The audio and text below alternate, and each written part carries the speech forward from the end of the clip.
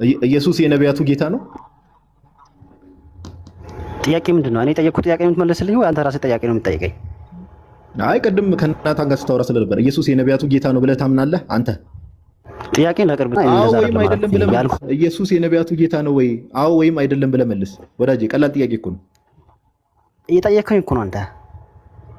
እሱ ነው ኢየሱስ የነቢያቱ ጌታ ነው ወይ? እምነት አዎ ወይም አይደለም ብለህ መልስ። ጥያቄ ጠየቅ ብለኸኝ ነው አይደል? ጥያቄ ለጠየቅ በሱ አንተ ምን አይነት ናቸው? የጠየቅኩት ጥያቄ እንደዛ ነው። ኢየሱስ የነቢያቱ ጌታ ነው ወይ ብለህ ታምናለህ? ቀላል ጥያቄ የስ ኦር ኖ በለኝ።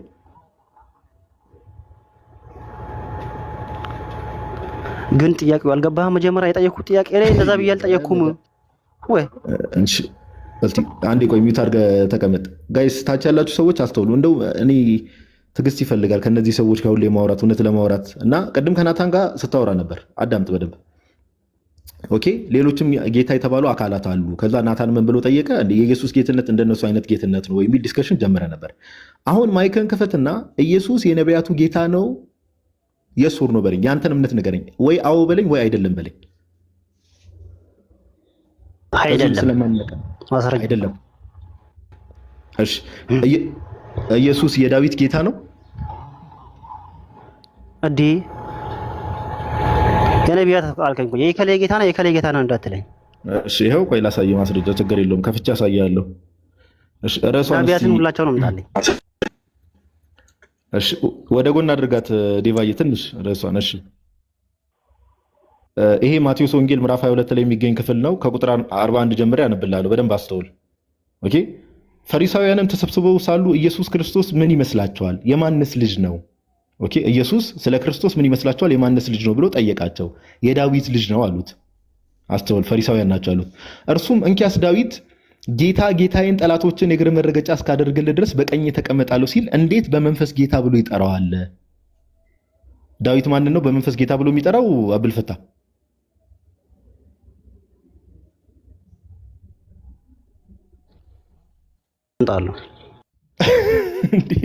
ይኸው እያሳየው እኮ ነው ወዳጅ። እሺ ልቀጥልና ጠይቃለሁ። ዳዊትስ ጌታ ብሎ ከጠራው እንዴት ልጁ ይሆናል አላቸው ይላል። ስለዚህ ኢየሱስ ዳዊትን በመንፈስ ጌታ ብሎ ይጠራዋል አይጠራውም?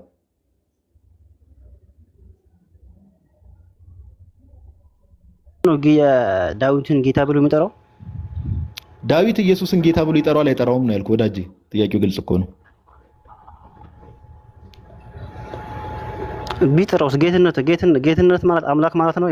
የባህሪ ጌትነት ነው። ስለዚህ ቆይ ወደዛ እንመጣለን። ስለዚህ ኢየሱስ ክርስቶስ የነቢያት ጌታ ነው ማለት ነው አይደል? የዳዊት ጌታ ከሆነ የነቢያት ጌታ ነው። ጌትነት አለው እኮ። አዎ ጌታ ነው። ጌትነት ማለት ሹመት ማለት ነው። ለሁላችን ጌታ በጣም ጎበዝ። የነቢያት ጌታ ነው። የነቢያት ጌታ ነው። በጣም ጎበዝ።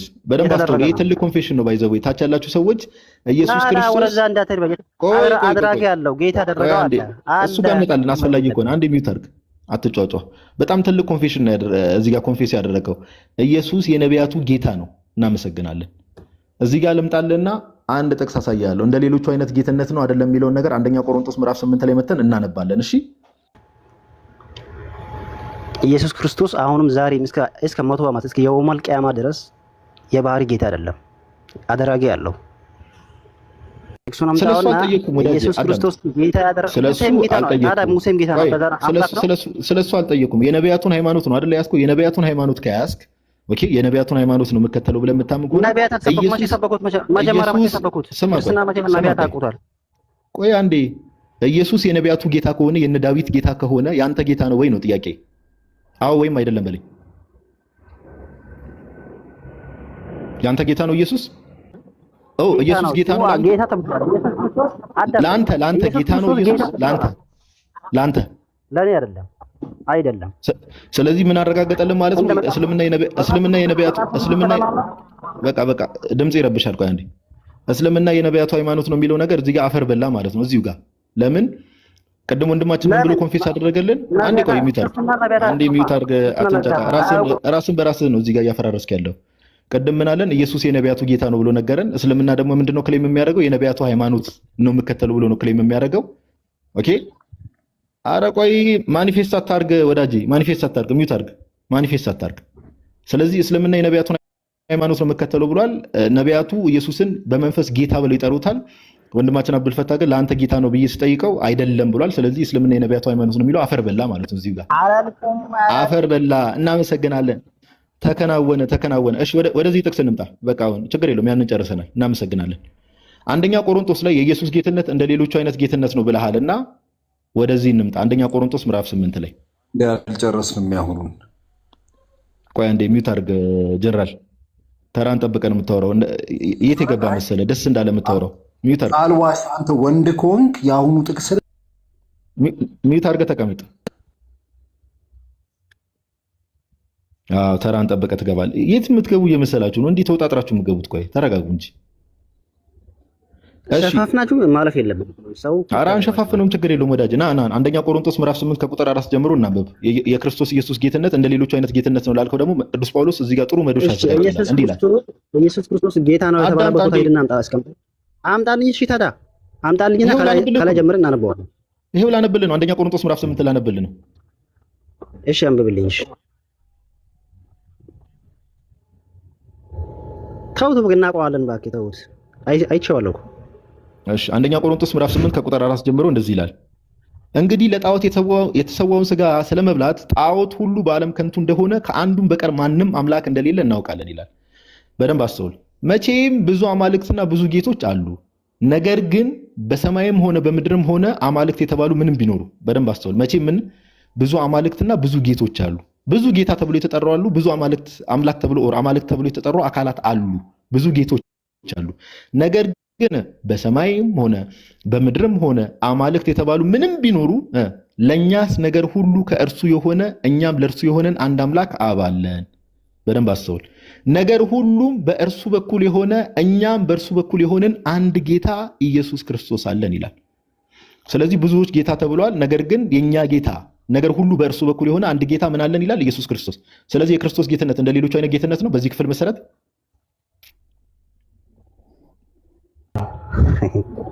ጌትነቱ ላይ ነው እያወራ ያለት ወዳጅ። አላረሳሁትም። ብዙ ጌታዎች ይባላሉ ከተባለ አንድ አምላክ አብ ብቻ። ስለዚህ ብዙ ሰዎች ጌታ ይባላል። አይ አንዴ እሱ ላይ ይመጣላል ምን ማለት እንደሆነ ወዳጅ። በጣም ብዙ አካላት ጌታ ተብሎ የተጠሩ አለ እያለ ነው አይደል ጳውሎስ ቁጥር 4 ላይ ቁጥር 5 ላይ። አዎ ይወት የተባረከ ይሁን ጳውሎስ ሆኖቱን አውርቷል። እሺ ቀጥልበት።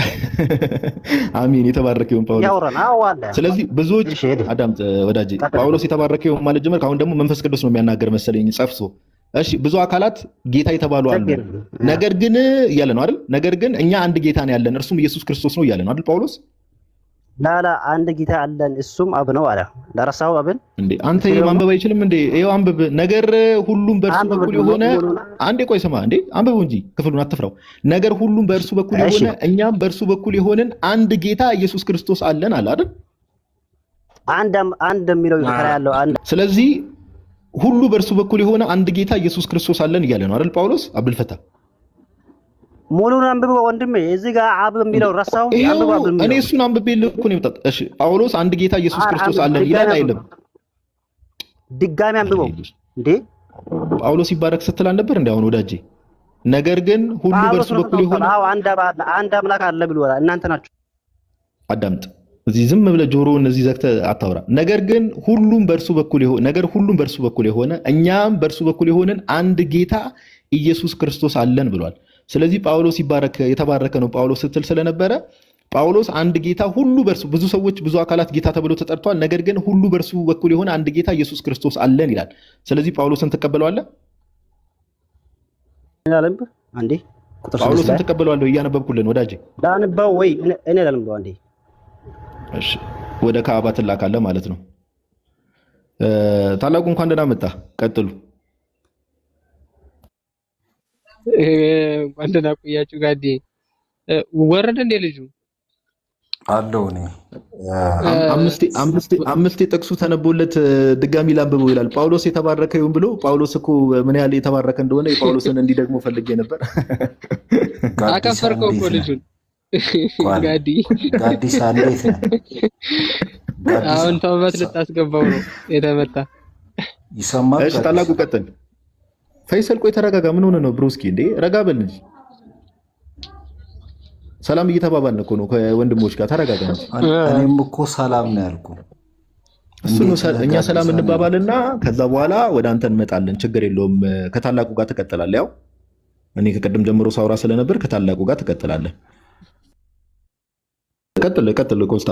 ቅድም ያወራኝ ልጅ ነው አብዱልፈታ ምናምን። ቅድም ያወራው ልጅ ነው አይደል? አይ ቅድም ወንድማችንማ እኮ ጥሩ ኮንፌሽኖችን ኮንፌስ አድርጓል። ኢየሱስ የነቢያቱ ጌታ ነው የሚለው በጣም ትልቅ ኮንፌሽን ነው። እሺ አብዱልፈታ እንኳን ደህና መጣ። ለምን ታስወርዱኛላችሁ? እኔ ችግራችሁ እኮ ይሄ ነው ወላሂ። ሰው ለምሳሌ አሁንም ገና እንደገባ ቀጥታ ወደ ለቅሶ አትሄድ፣ አዳምጥ። ኦኬ ስቴፕ ባይ ስቴፕ ነው የምንሄደው። ቅድም ያነሳነውን ክፍል አንስተን ኢየሱስ የነቢያቱ ጌታ እንደሆነ ከዛ ባለፈ ደግሞ አንደኛ ቆሮንቶስ ምዕራፍ 8 ላይ መጣውልህና ምን አልኩ? ጳውሎስ ነገር ሁሉ በእርሱ በኩል የሆነ አንድ ጌታ ኢየሱስ ክርስቶስ አለን ይላል። ከዛ በፊት አንተ ምን አልከኝ? ጳውሎስ የተባረከ ሰው ነው አልከኝ። አሁን ማይከን የምትከፍተው ስማ፣ ጭቅጭቅ አንፈልግም፣ በስርዓት ነው የምናወራው። ጳውሎስ የተባረከ ሰው ነው ስላልክ ጳውሎስ ነገር ሁሉ በእርሱ በኩል የሆነ አንድ ጌታ ኢየሱስ ክርስቶስ አለን ይላል። ስለዚህ የጳውሎስ ንግግር ትቀበላል? አንድ ጌታ አለን የሚለውን መጀመሪያ ጳውሎስ የተባረከ ሰው ነው አላልኩም፣ የተባረከ ይሁን ነው አልኩት። እውነቱን ስላወራ ማለት ነው። ጳውሎስ የተባረከ ይሁን። እሺ፣ ስለዚህ አንድ ጌታ ኢየሱስ ክርስቶስ አለን የሚለውን ትቀበላለህ? የጳውሎስን ንግግር ጥቅሱን ታመጣዋለህ? አንዴ እኔ ላንበው። ደክማል አንተ። ይሄው ጥቅሱ እያልኩ ነው። ኦኬ እያልኩ ያለሁት ይሄን ነው። እዛ አንደኛ ቆሮንቶስ ቁጥር 6 ላይ አዳምጥ። አሁንም ይኸው በቃ ለመጨቃጨቅና ሰዓት ለማቃጠል የገባ ሰው አብዱልፈታ ያስታውቃል። ጥቅሱን ቅድም 2 ነው 3 ነው ያነበብኩልህ። ብዙ ጌቶችና ብዙ አማልክት የተባሉ አሉ እያለ ነው ጳውሎስ። እሺ ላንብበው። ይኸው ችግር የለውም አነብልሃለሁ። እኔ ትሁት ልሁን፣ ችግር የለውም። ይኸው ላንብብልህ። ላሳርፍ ደክማለን። አይ ችግር የለውም አልደከመኝም። የእግዚአብሔርን ቃል አንብቤ አይደክመኝም። እኔ ችግር የለውም አመሰግናለሁ። አነባለሁ ካልኩ ማብቴ እኮ ነው። ኧረ ሰው ታዘቡ። ሰው በሁሉም ነገር ተጨቃጨቀ እንዴ? እሺ አንብብሽ። እሺ ላንብበው። ክፈትልኝ። አሁን ሞት እንዴ ከራስ አንብብ ወዳጅ። ላንብብልህ። ክፈት ከፍታ መጀመሪያ እኔ አነባዋለሁ፣ አንተ አዳምጥ። እሺ ልክፈትልህ። ሰው ይታዘባል ወላሂ። አታስፈራራኝ። እሺ ልክፈትልህ። ቆይ እሺ አምጣው እኔ አነባዋለሁ። አንዱ መስመር ዘለህ ወደ ኢየሱስ ክርስቶስ ትሄዳለህ። አረ ሙሉን አንብቤዋለሁ እኔ። ከቁጥር 4 ጀምሮ አንብብሽ። ከቁጥር 4 ጀምሮ ትንሽ ራቅ አድርገው። እሺ እንግዲህ ለጣዖት የተሰዋው ስጋ ስለለበሰ ጣዖት ሁሉ በዓለም ከንቱ ስለመብላት ነው ቀጠለች። እኔ ላንብብልህ ያልኩህ እኮ ለዛ ነው ወዳጅ። ታዲያ እንዴ ላንብብልህ እኔ ችግር የለም። አነባዋለሁ። ተው ዝም ብለህ አዳምጥ። እንደሆነ ከአንዱም በቀር ማንም አምላክ እንደሌለ እናውቃለን። መቼም ብዙ አማልክት ብዙ ጌቶች አሉ። ነገር ግን በሰማይ ሆነ በምድርም ሆነ አማልክት የተባሉ ምንም ቢኖሩ 6 ላይ ለእኛስ ነገር ሁሉ ከእርሱ የሆነ እኛም ለእነርሱ የሆንን አንድ አምላክ አብ አለን። ኦኬ አብ አለን። ነገር ግን ሁሉም በእርሱ በኩል የሆነ እኛም በእርሱ በኩል የሆንን አንድ ጌታ ኢየሱስ ክርስቶስ አለን። አየህ? አሜን። ለሁሉም አብ ነው። አብን ረሳው መጀመሪያ ቀደም አንብልኝ ስለ አብን አረሳውም። ቆይ ራስታል በቃ እዚህ ጋር 2 አምላክ ናቸው። እሺ በቃ አብ ነው አይደል?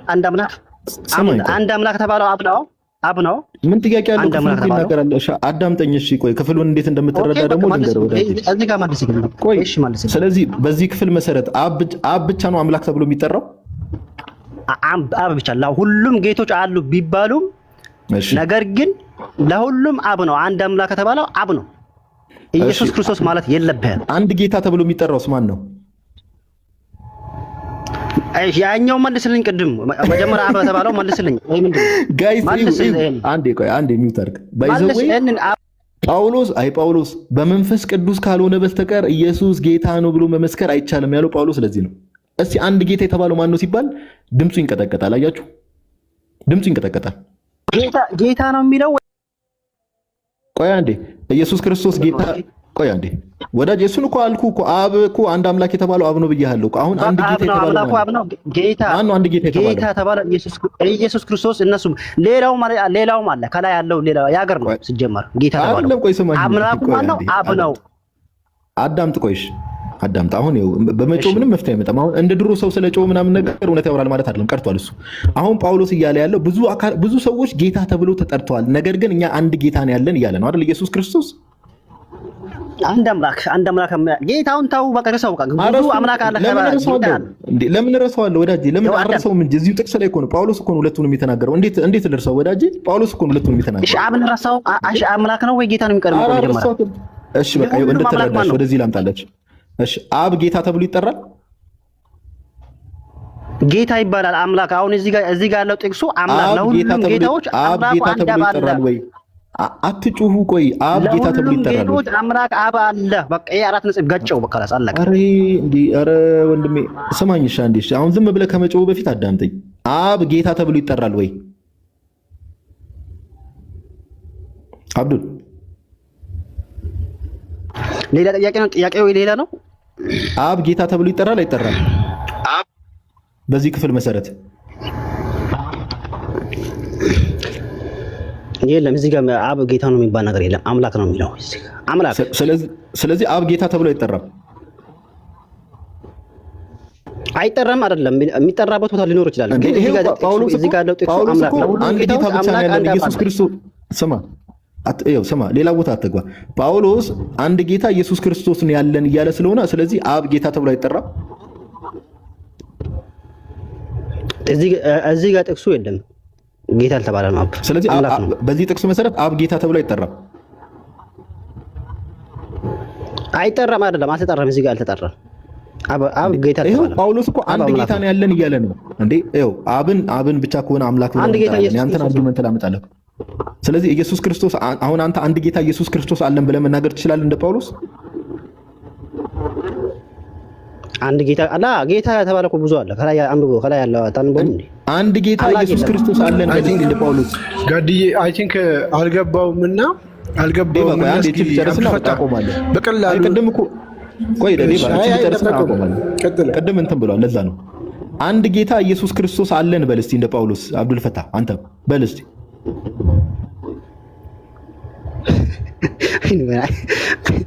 ቆይ አስላ አብ ጨረንጨረ መጀመሪያ አብን ጨረሰው እስኪ መጀመሪያ ጉዳችሁ ወላሂ ላዚም እኔ ጳውሎስ ሙስሊሞች ባካችሁ ጳውሎስ ባይዘው ጭራሽ ለእናንተ አይሆናችሁ። በቃ ጳውሎስን ከዚህ በኋላ ተሳስታችሁ አትጥቀሱ፣ ወይ ክፍሉን ካልተረዳችሁ አልተረዳንም። ጳውሎስን አትጥቀስ፣ በቃ ዝም በል በቃ። አሁን በቃ ጨርሰናል። ጎበዝ ነው ትላለህ እንዲህ ወዳጄ። ጳውሎስ እንዳለው አንድ ጌታ ኢየሱስ ክርስቶስ አለን በል ስትባል ትንተባተባለህ፣ ትስቃለህ፣ ማኒፌስት ታደርጋለህ ወዳጄ። ኦኬ እንረዳሃለን። ይሄ ለማንኛውም ወንድማችን አብዱልፈታ እንግዲህ ኦኬ አሁን አንተ ባልከው አርጊመንት እንድሰማ ትምህርት እንደሆነ ከዛ ሌሎች ወንድሞች ይቀጥላሉ። ኦኬ ከቅድም ጀምሮ እንደው ዝም ብለን ታይም ዌስት እያደረግን ስለሆነ ለእኛ ነገር ሁሉ ከእርሱ የሆነ ኦኬ ከእርሱ የሆነ እኛም ለእርሱ የሆንን አንድ አምላክ አብ አለን ይላል። አንድ አምላክ አብ አለን ስለተባለ ከአብ ውጭ ሲጀመር ወልድና መንፈስ ቅዱስ ከአብ ውጭ አይደለም። ሚውት አድርግ እስቲ ወዳጄ። እንደ ወልድና መንፈስ ቅዱስ ከአብ የተለዩ ወይ ደግሞ ከአብ ውጭ የሆኑ አካላት አይደሉም፣ ወይ ደግሞ በዲቫይን ኔቸራቸው ከአብ የተለዩ አይደሉም። ሲጀምር አንዱን ዲቫይን ኔቸር ስለሆነ ሼር የሚያደርጉት። ኦኬ አሁን በአንተ አርጊመንት አየህ ባክፋየር እንዴት እንደሚያደርግብህ። እዚህ ጋር አብ ነው አንድ አምላክ አብ አለን ብሎ ጳውሎስ ስለተናገረ እዚህ ጋር አብ ነው አምላክ ተብሎ የተጠራው። ኦኬ በደንብ ስማኝ። አብ ነው አምላክ ተብሎ የተጠራው። ስለዚህ ሌሎቹ ሌላ አምላክ ተብሎ የሚጠራ አካል የለም ካልከኝ፣ እዚህ ጋር ደግሞ ምን የሚል ሐሳብ አመጣውልህ? አንድ ጌታ ይላል ኢየሱስ ክርስቶስ አለን። ስለዚህ በዚህ መሰረት አብ ጌታ ተብሎ ይጠራል ወይ? ለምን ጳውሎስ አንድ ጌታ ስለሚል ብዬ ጠየቅኩ። አየህ ልመለስ አልቻልክም። ለምን ባክፋየር እንደሚያደርግብህ ስለምታውቅ። ቆይ አንዴ አዳምጥ።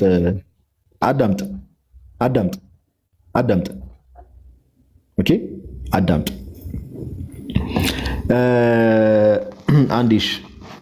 አንድ እንትን ላንሳልና ከዛ በኋላ እኔ እጨርሳለሁ። ሌሎች ወንድሞች ይቀጥላሉ፣ ረዥም ሰዓት እንዳልወስድ። ቆላሲስ ምዕራፍ 1 ላይ ይታያል አይደል? እሺ አብዱ ይታያል አይደል?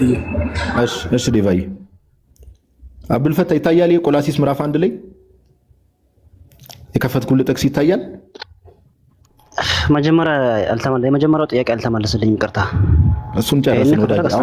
እዚህ ላይ ማውራት ትፈልጋለህ? አፈልግም። እሺ አስተምረኝ እስኪ፣ ሰበከኝ። እሺ ዝም እላለሁ። እስኪ አይ ሰበከኝ ሳይሆን እንድትማር እኮ ነው። እሺ ችግር የለውም፣ ሰብካለሁ። እኔ ደግሞ ለመስበክ ቆላሲስ ምዕራፍ 1 ላይ እየጠየኩ ነው መስበክ፣ ግን መረዳትን ለማወቅ ማለት ነው። እሺ ቆላሲስ ምዕራፍ 1 ላይ ቅዱስ ጳውሎስ እንደዚህ ይላል፣ እርሱ ከጨለማ ስልጣን አዳነን፣ ቤዛነቱም እርሱንም የኃጢአት ስርየት ወዳገኘንበት ወደ ፍቅሩ ልጅ መንግስት አፈለሰን ካለ በኋላ እርሱም የማይታይ አምላክ ምሳሌ ነው ይላል። እርሱ የተባለው እዚህ ጋር ማን ነው? አብዱል ፈታ።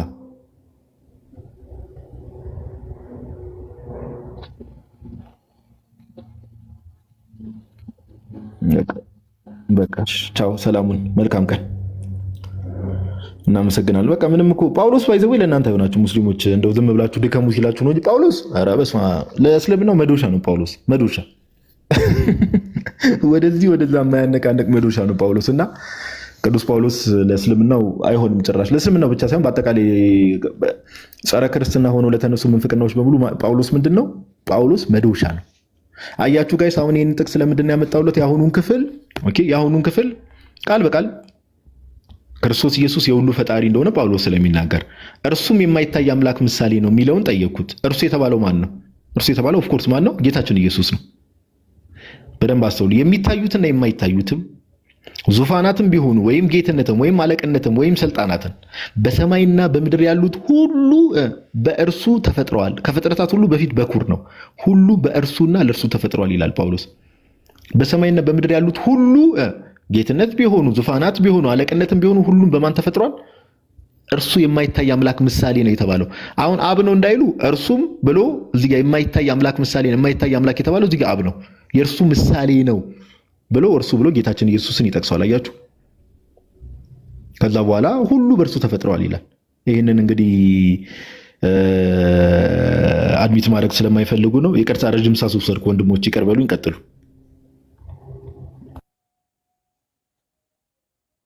ቃለ ሕይወት ያሰማል። እንግዲህ ችግር የለውም። ከብዙ ጊዜ በኋላ ስላገኘን ችግር የለውም እና እናመሰግናለን።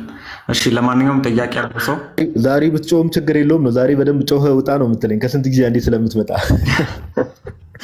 ያ አይ ብዙ አውራ ደስ ይለናል። ችግር የለውም። በዛ በኩል ቫኬሽን ስለወጣችሁ ጋዲ ቤት እየከፈታችሁ የእስልምናው ላይ ሄዱበት። ያው እዛ እርሰም ስለጀመሩ እዛማ እኮ ቫኬሽን ከወጣን ወራት ሆነን አሁን እውነትህን ነው። እስልምናው ላይ ይሻላል። ያ እዚያ እሺ ለማንኛውም ወንዳ ፈራው እዚህ ራሱ እኮ ቫኬሽን ልንወጣ እኮ ትንሽ ነው የቀረን እኮ። እስቲ ቅዱስ ጳውሎስንማ እዚሁ ስናሞግስ ስናከብር በረከቱ እንዲደርሰን ስንመኝ ነበርና አንዴ የቅዱስ ጳውሎስ መልእክት ከተነበበ በኋላ የሚባለውን ዜማ ትልናለህ? ሐዋርያ ጳውሎስ እስቲ እባክህ አታብከው እኮ እስቲ ይቅርታ ወንድሜ ጋዲ ደግሞ ችግር አለ። ማበረታታት ነው ያለብህ ጋዲ፣ ተው እንጂ። ኧረ እኔ ሁሌ በድምፅ እንደተቀለደብህ እስቲ ይቅርታ ወንድሜ፣ እወድሃለሁ ግን እባክህ አታብከው። ኧረ ተው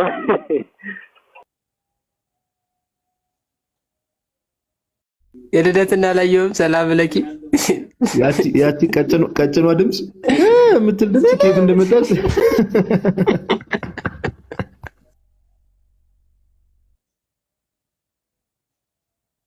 እስቲ ቀጥል፣ ማለንም እንዳሰማ ቀጥል። አንተ ነው የምንጠብቀው ዲያቆን። በል ቀጥል። አንድ የቅዱስ ጳውሎስ መልእክት ባይሆን ሌላ አንብብና አንተ እንትን ትልላለህ፣ በዛው ትቀጥልናለህ። ጋዲ እንትን ሲል ስለነበረ ያነሳትን የቅዱስ ጳውሎስን መልእክት እናንብባትና አንተ ትሄድበታለህ። ሁለተኛ ቆሮንቶስ ምዕራፍ 11 ቁጥር 14ን እናንብበውና ሁላችሁም ይሄንን ምን አልከኝ? እንቆስቲ ወይ እንትኑ አሁን ቅዱስ ጳውሎስን እኮ እንደው ሌላውን ነገር እንኳን ብትወው ሁለት መልእክቶችን እንልካለን በሶስተኛውም እናጠነክራቸዋለን የሚለው እኮ ቁርአን ላይ እንዳለ ሙፈሲሮቹ በሙሉ ሁለቱ የተባሉት ዮሐናና ጴጥሮስ እንደሆኑ ሶስተኛው ግን ቡሉስ ነው ብለው ነው እኮ የሚያስቀምጡት። ዮሐንስንና ጴጥሮስን በስራቸው ሊያግዛቸው እየሄደው ቡሉስ ወይም እኛ ጳውሎስ የምንለው እሱ ነው ብሎ እኮ ቁርአን ላይ እኮ ራሱ አለ እኮ ጳውሎስ። እንዴት ቁርአን ላይ ያለ መልእክተኛ እንዲሰደባሉ? እሱ የኔም ጥያቄ ነው አክቹሊ። እንደውም ለዛውም ላይፍ ኦፍ ዘ ፕሮፊት ላይ ከሐዋርያቶቹ አንዱ ነው ብሎ እንደሚያስቀምጠው እና እሺ ኤኒዌይስ የቅዱስ ጳውሎስን መልእክት እናንብበውና ወንድማችን ታላቁ በቅዳሴ ሰዓት የቅዱስ ጳውሎስ መልእክት ከተነበበ በኋላ የሚባለውን ተስጦውን ሲመለስ የሚባለውን በዜማ ይልልናል። እሺ የማነበው የቅዱስ ጳውሎስ መልእክት ምንድነው? ቅድም ጋዲ ያነሳውን ነው። እሺ የመጽሐፍ ቅዱሱ ክፍል የሚገኘው በዚህ በሁለተኛ ቆሮንቶስ ምዕራፍ 11 ከቁጥር 14 ላይ ነው። እንዲህ ይላል፣ ይህም ድንቅ አይደለም፣ ሰይጣን ራሱ የብርሃን መልአክ እስኪመስል ድረስ ራሱን ይለውጣልና ይላል። እሺ ተቀጥላለህ። ቅዱስ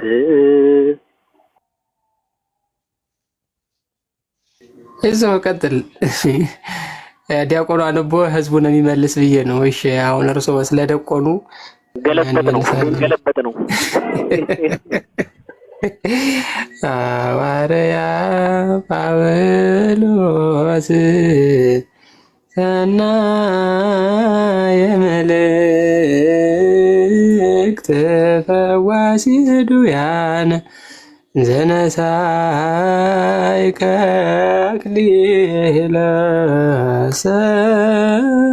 ሰአል ወጸልይ በእንቲአነ ያድኅን ነፍሳተነ በብዛት ሣህሉ ወምሕረቱ በእንተ ስሙ ቅዱስ ይባላል።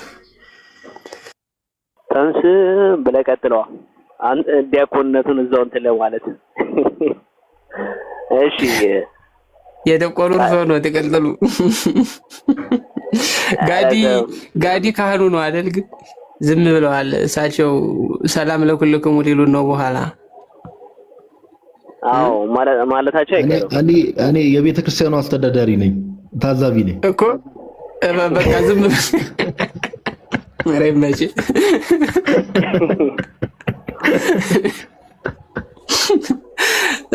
ዝም ብሎ መገምገም ነው ስራቸው። የኛው ዲያቆን ዛሬ እንትን ብሏል እያለ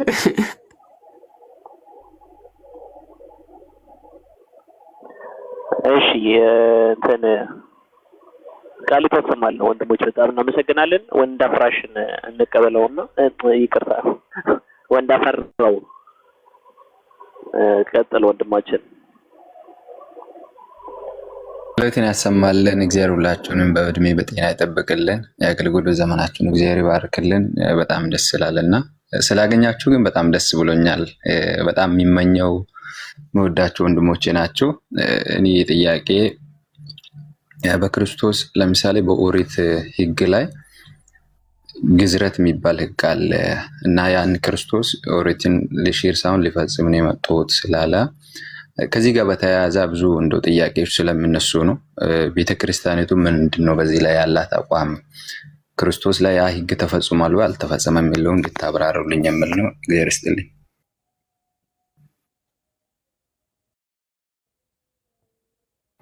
ስንክሳር የጥር ላይ ነው ካልተሳሳትኩ ዲያቆን ያስቀምጣልና ከፍቼ ዝም አሉና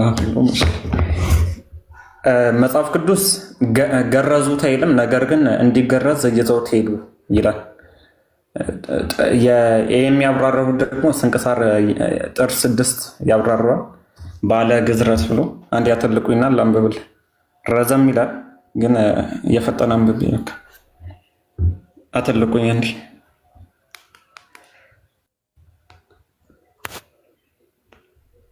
ያ ስንክሳር የጥር 6 ላይ ባለ ግርዘት የሚለው ላይ ያስቀምጣል። አንድ አምላክ በሚሆን በአብ ወልድ በመንፈስ ቅዱስ እያለ ይቀጥል ነው።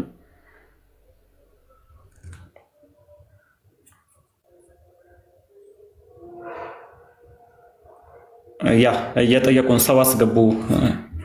ኧረ አይወጡም። ጋዲም ዲያቆንም አይወጡም። ዛሬ ይጠየቃሉ። እንዲህ ይላል፣ ወደ ቤተ ግዝረት በመግባት የኦሪትን ሕግ ፈጸመ። ልሳነ እፍረት ሐዋርያው ጳውሎስ ጌታ ክርስቶስ በስጋው ግዝረትን ተቀበለ፣ ለአባቶችም የተሰጠውን ቃል ኪዳን ይፈጽም ዘንድ ብሎ እንደተናገረ አለ። ለብዙዎችም ጌታችን ወደ ቤተ ግዝረት እንዳልገባና እንዳልተገረዘ ይመስላቸው ነበር አለ። እነርሱም እንዳሰቡት ሆኖ ቢሆን ኖሮ አይሁድ ታላቅ ምክንያት የሚያገኙ በሆነ ነበር። ጌታችን ግን የግዝረቱን ሕግ ፈጸመ፣ ለእኛም በግዝረት ፈንታ የክርስትናን ጥምቀትን ሰጠን፣ የፋሲካውንም ቂጣ በላ፣ በእርሱም ፈንታ ስጋውና ደሙን ሰጠን አለ። ግን አሁን ግዝረቱ እንዴት ነው የተፈጸመው? እንግዲህ እንደምናውቀው ጌታ ኢየሱስ ክርስቶስ ደሙ የሚያፈሰው በመስቀል ላይ ብቻ ነው። ከመስቀል በፊት እንደ ቤተክርስቲያን አስተምሮ ደሙን አፍሶ አያውቅም። ወይ ደግሞ ሊሰቀል ሲል እንጂ ወይ ደግሞ ለኛ ሊሰዋ ሲል ነው እንጂ ከዛ በፊት ደም አላፈሰሰም ነው። የከበረ ወንጌል 8ኛውን ቀን በተፈጸመ ጊዜ ሕፃኑን ሊገርዙት ወሰዱ አለ። ሳትጸንሰው መልአኩ እንዳወጣለት ስሙን ኢየሱስ አሉት። እንዳለ ንጽሕት ድንግል እመቤታችን ማርያም ጻድቅ አረጋዊ ዮሴፍን እንደ ሕጉ ልጄን እንዲገርዘው ስሙንም እንድንሰይመው ብለህ የሆነ ገራዥ ሰው አምጣልኝ አለችው። ዮሴፍም ሄዶ የሚገርዘው ባለሙያ አመጣ። ያ ባለሙያውም ሕፃኑን ጌታችን ኢየሱስ ክርስቶስ በእናቱ በንጽሕት ድንግል ማርያም ክንድ ላይ አየው። እንድገርዘው ሕፃኑን በጥንቃቄ ያዙት አላቸው። ሕፃኑ ጌታ ኢየሱስ መልሶ እንዲህ አለ፣ ባለሙያ ገራዥ ሆይ ደሜ ሳይፈስ ትገርዘኝ ዘንድ ትችላለህን? ለምን? ደሙ የሚፈሰው በመስቀል ላይ ነውና። ደሜ ሳይፈስ ትገርዘኝ ዘንድ ትችላለን? በዛች ዕለት ካልሆነ በቀር ደሜ አይፈስምና። በምን? በስቃዩ ዕለት፣ በሕማማቱ ዕለት ማለት ነው። ጎኔም በጦር ሲወጉኝ ያን ጊዜ ውሃና ደም ይፈሳል፣ ለአዳም ለሚያምን ልጆች መድኃኒት ይሆናል አለ። የክብር ባለቤት የማ ጊዜ ሕፃኑ ጌታ ጋጩን በእጆቹ ላይ ቀልጠው እንደ ውሃ ሆኑ። የከበረች ድንግል እመቤታችን ማርያም ከሴቶች ተለይተሽ አንቺ እየተባረክሽ ነሽ፣ የማፀንሽ ፍሬ እየተባረከ ነው። ይህ ልጅሽ ስለ እርሱ ነቢያት ትንቢት የተናገሩለት የሕያው አምላክ ልጅ ነው አላት። ሕፃኑም ለዚያ ባለሙያ ዳግመኛ መልሶ እንዲህ አለው፣ እኔ ነኝ ትገርዘኛለህ ወይስ ተውክ? ወይም የአባቶችን አባቶች እንዳደረጉ እኔ ላደርግ? ያም ባለሙያ የአባቶች አባቶች እነማን ናቸው አለው። ሕፃኑ ጌታችን አብርሃም፣ ይስሐቅ፣ ያዕቆብ። ጌታችንም አብርሃም፣ ይስሐቅ፣ ያዕቆብ የሕዝቡ ሁሉ አባቶች የሆኑ ናቸው። ለእነርሱም ይህ ግዝረት አስቀድሞ ከአባቴ ዘንድ ተሰጣቸው። ባለሙያው እኔ ከአንተ ጋር እናገር ዘንድ አልችልም፣ በአንተ ሕልውና መንፈስ ቅዱስ አለና አለው። በዚያም ጊዜ ሕፃኑ ጌታችን አይኖቹን ወደ ሰማይ አቅንቶ አባት ሆይ ለአብርሃም፣ ለይስሐቅ፣ ለያዕቆብ አስቀድሞ ግዝረትን የሰጣቸው ያችን ግዝረት ዛሬ ለእኔ ስጠኝ አለ። ያን ጊዜ ያለ ሰው እጅ በሕፃኑ ስጋ ላይ ግዝረት ተገለጠች። ድንግልናዋ ሳይለወጥ ከድንግል ማኅፀን እንደ መውጣቱ የጌታችን ግዝረት የማይመረመር ሆነ። እንዲሁ ወደ ሐዋርያ በተዘጋ አዳራሽ መግባቱን እያለ ይቀጥላልና የጌታ የኢየሱስ ክርስቶስ ግዝረት በእጅ የሆነ ግዝረት አይደለማል፣ መለኮታዊ የሆነ ግዝረት ወይም ደግሞ በመንፈስ ቅዱስ ኃይል የሆነ ነው። እንዴት ነው የሚለው አይመረመርም ነው። ነገር ግን ሲገረዝ ደም አልፈሰሰውም። ለምን? እዚሁ ጋር ያስቀምጣል። ደሙ የሚፈሰው መቼ ነው? ሕማማቱ ወቅት ነው ደሙ የሚፈሰው ብሎ ያስቀምጣልና መጽሐፍ ቅዱስ ገረዙት አይልም፣ ግን ሊገርዙት ይዘውት ሄዱ ይላል። ታሪኩ ደግሞ እዚህ ስንክሳር ጥር 6 ላይ ያልቃል ማለት ነው። ሀሳቡ ይሄ ነው።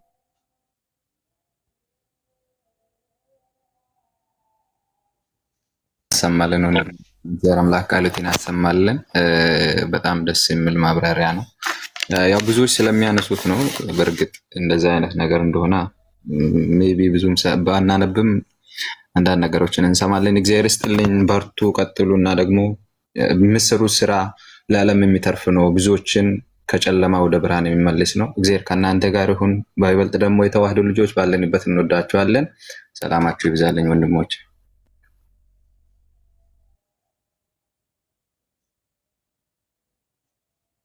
አሜን አሜን አሜን። እናመሰግናለን። ዲያቆን ታላቁ ጋዲ ምናምን የምትጨምሩ ካለ ቀጥሉ። ክርስቶስ ከህግ ያልፈጸመው የለም።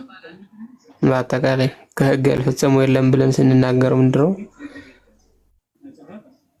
እሱም በአንደበቱ ነቢያትንና ኦሪትን ልሽር አልመጣሁም ልፈጽም ነው እንጂ የሚል ትምህርት አለ። ያ ማለት ምንድነው? ክርስቶስ ሳይፈጽም ወይም ተስፋውን ሳያደርገው ማለት ነው። ሳይፈጽም ያለፈው ምንም ነገር የለም። ስለዚህ እነሱ በስምንተኛ ቀን ስም የሚያወጡበት 8 ቀን የሞላቸው ህፃናት እንዲገዘሩ በአብርሃም የተሰጠው ያው ግዝረት ክርስቶስ ከመትፈጽም ኩሎ ነገራት ጽድቅ ዛህማማት መስቀል ላይ እንደተናገረው የሰውን ህግ በሙሉ ይፈጽም ዘንድ ሰው ሆኗልና ያልፈጸመው ህግ የለም። ያ ማለት ግን ሊተራል የሆነ እንደኛ አይነት ደም የሚያፈስ ግዝረት ተገዘረ የሚልም ደግሞ የለም። ወደ ግዝረት ቤት እንደሄደ በስምንተኛው ቀን ኢየሱስ እንደተባለ ግን ወንጌል የሚናገረን የሰጠውን ህግ ፈጽሞታል ነው፣ ወደ ግዝረት ቤት በመሄድ እንጂ እንደኛ አይነት ግዝረት የለም። ግልጽ ከሆነ